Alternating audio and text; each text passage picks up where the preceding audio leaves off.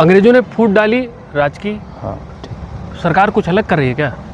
नहीं, वही से कुछ नहीं अलग कर रही है, सब वही नीतियाँ हैं। तो आगे बताइए ना विस्तार से। अलग कुछ नहीं है। सरकार की नीतियाँ बिल्कुल अंग्रेज़ों की नीतियों पे ही है। जिस तरह उन्होंने फूट डालो राज करो वाली नीति अपनाई थी, उसी को कॉपी करके इन्होंने काम किया है। जैसे क्या, एक तरफ से देखिए तमाम सारे काम कर रही है, देश तमाम परिस्थितियों से गुजर रहा है और सरकार नए नए समझौते कर रही है।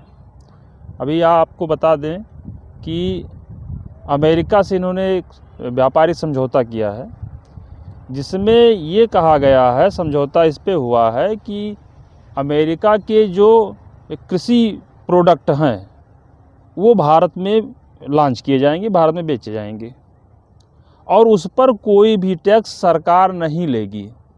मतलब वो बेचेंगे, बेच के पैसा लेके अपने देश को चले जाएंगे, बदले में कुछ नहीं देंगे, कुछ नहीं लेगी सरकार, को लेगी ही नहीं। अब बताइए कि क्या यहाँ पे किसान नहीं है, ज़मीन नहीं है, खेती नहीं होती, इनको प्रोत्साहन दिया जाए तो मुझे लगता है कि उनसे बेहतर और गुणवत्तापूर्ण क्वालिटी वाले अनाज पैदा किए जा सकते हैं। प्रोत्साहन दिया तो जा रहा है, किसान सम्मान निधि है नहीं क्या? देखिए, किसान सम्मान निधि आप कह रहे हैं, किसान सम्मान निधि तो है, सम्मान किसान को दिया जाता है, लेकिन उससे कोई फ़ायदा नहीं है। सम्मान निधि का जो पैरामीटर है, किसी के पास अगर 10 बिस्वा ज़मीन भी है, 5 बिस्वा ज़मीन भी है, वो खेतिहर है, खतौनीदार है, तो उसको भी सब किसान सम्मान निधि मिलेगी। और अगर कोई 20 बीघे का खेत है, खतौनी है, उसको भी वही मिलेगा। मतलब 6,000 रुपये वार्षिक जो अभी तक मिलता रहा है। तो 5 बिस्वा वाला भी पा रहा है, 20 बीघा वाला भी पा रहा है, तो क्या समानता है? इसमें तो खाली पंग बनाया गया है। अच्छा देखिए, मज़े की बात ये देखिए कि ज़्यादा से ज़्यादा जो खेतिहर खतौनी धारक हैं वो कम एरिया वाले हैं, बीघे 2 बीघे बिस्वा में से हैं, तो बहुतायत को तो ये दे देते हैं। बदले में ये क्या किसान क्या करते हैं, उस सरकार को वोट देते हैं जिससे इन्हें 6,000 रुपये वार्षिक मिल रहा है। नुकसान किसका होता है? बड़े खेत वालों का, जो 20 बीघे 22 बीघे 25 बीघे वाले हैं, उनको नुकसान होता है। जो इनको करना चाहिए, सरकार को जो करना चाहिए किसानों के लिए, कि कम से कम खाद बिया ये सब मुफ्त में नहीं तो भी कम पैसों में उपलब्ध होना चाहिए। लेकिन अगर ज़्यादा नहीं, 10 साल पीछे चले जाइए, 10 साल पीछे के रेट भाव देख लीजिए तो आंकड़े जो आए हैं वो बढ़े ही हैं। डीएपी के दाम बहुत बढ़ गए हैं, यूरिया के दाम बढ़ गए हैं। मैं जानता हूँ, मैं जब छोटा था, खेती होती थी तो 50 किलो की एक बोरी आती थी यूरिया की, और कई ब्रांड आते थे, यूरिया की कमी नहीं होती थी। लेकिन आज जो स्थितियां हैं, आज 40 किलो का पैकेट आने लगा, सिर्फ एक ही ब्रांड आएगा, सरकार ही सप्लाई करेगी, खेती का तुक ताल होता है। आज ज़रूरत है खेत में खाद डालने की, सरकार दे ही नहीं पा रही है। इतना कंट्रोल कर दी है कि किसान परेशान, लाइन लगाता है, फिर मारपीट करता है, तमाम लोग उसमें चोटिल होते हैं, घायल होते हैं और खेत को खाद नहीं मिल पाती है। एक तो ये होता है। दूसरा, मवेशी पशु हैं, एक सबसे बड़ी समस्या है मवेशी पशु।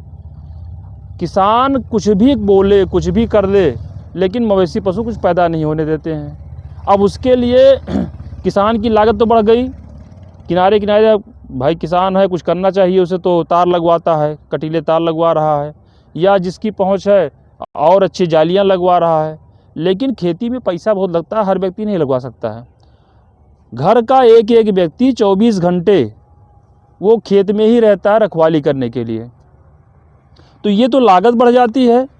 फ़ायदे की बात करिए तो फ़ायदा जो जब रेट तय होता है, फसल कट के आती है, तो रेट किसान तय करती है, किसान नहीं, सरकार तय करती है। अब सरकार ये देखती है कि 1 बीघे में कितनी उपज होती है और वो उसी के हिसाब से रेट तय कर देती है। ये नहीं देखती है कि अगर कोई किसान 10 बीघे खेती कर रहा है तो 10 बीघे में अच्छी फसल नहीं लग सकती है।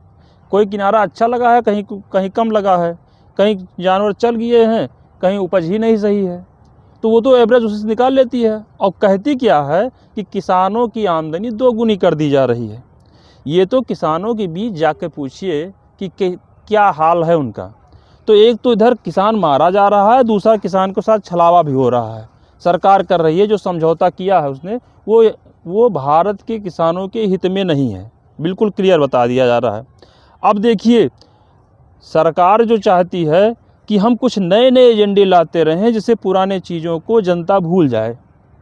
अभी हाल में ही यूजीसी रेगुलेशन 2026 लेके आई है, तुरंत एक अमेरिका के साथ समझौता कर लिया, कुछ और कर लेगी तो व्यक्ति उसी की तरफ जो है घूम जाता है, डाइवर्ट हो जाता है और जो मूल मुद्दे हैं उस पर बात नहीं हो पाती है। अच्छा, सरकार इतनी चालाक है, कोई नई योजना लाती है तुरंत तो अपने लोगों को लगा देती है, मंचन करके बताते हैं, ढोल पीट के बजाते हैं, सारे नेता लग जाते हैं, तो सबको डाइवर्ट कर लेना चाहती है।